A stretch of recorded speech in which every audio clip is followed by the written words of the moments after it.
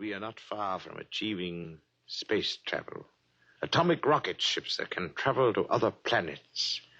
They also know we're a militaristic, warlike race.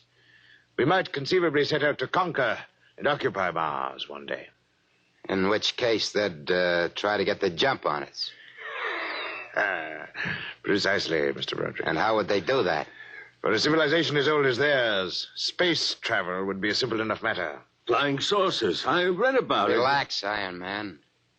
Go on, Mr. Graphius. If you were planning to attack an unknown nation, what would be your first move, Mr. Broderick? Intelligence. Find out what the odds are. You have a very logical mind, sir. You would send agents to scout the nerve centers of earthly civilization and advancement. Not in Kansas City or equatorial Africa, my dear sir, but here in New York City. The most technically advanced spot on Earth. Uh-huh.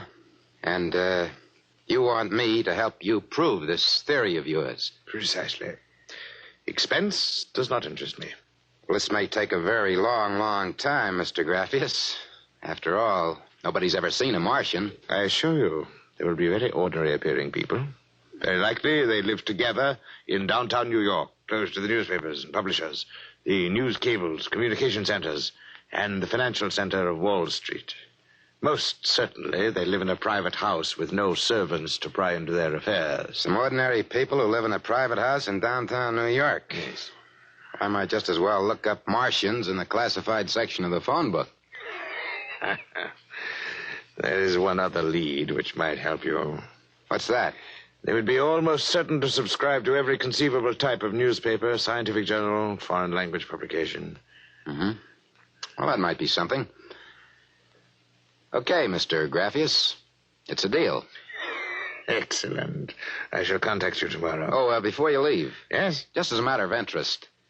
Why are you so interested in meeting up with these Martians? Mr. Broderick, I wish to avert the catastrophe of a successful Martian invasion of the Earth. Naturally, I cannot go to the police or the military. I'd be laughed out of existence. So I'm doing this privately. You seem to know all the answers, Mr. Graphius. Not all of them, Mr. Broderick. Not quite all the answers. Not quite yet.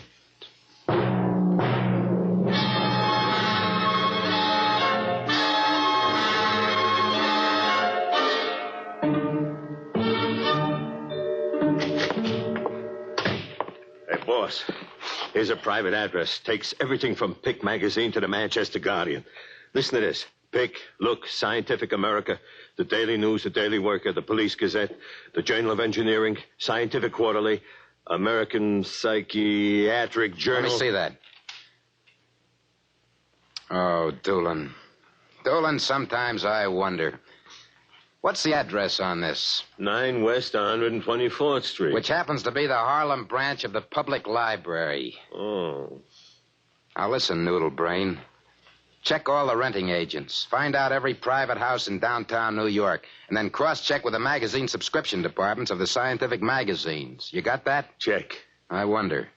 Boss, what's the sense of all this?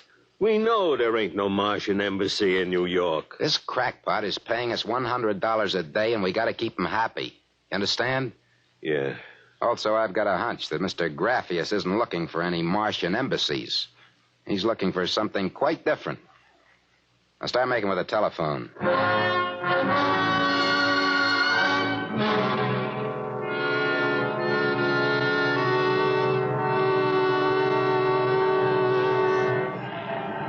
Which house is it, Doolin? Right down there. Number 108. Did you find out anything? Not a thing. I've been watching the place for a week now. Nobody comes out. Nobody goes in. I asked around. Nobody knows nothing. You ain't been blabbing around the neighborhood that we're looking for the Martian embassy, have you? Boss, I'm stupid. But I ain't that stupid. Who'd you talk to? I struck up what you might call a casual acquaintanceship with those two girls standing with the baby carriages up the street. The cute one is real cute. Now, look, Doolin, don't try to do anything intelligent. Just keep walking up and down. See? Check. I'm going back to the office to meet Graphius. See you later, boss.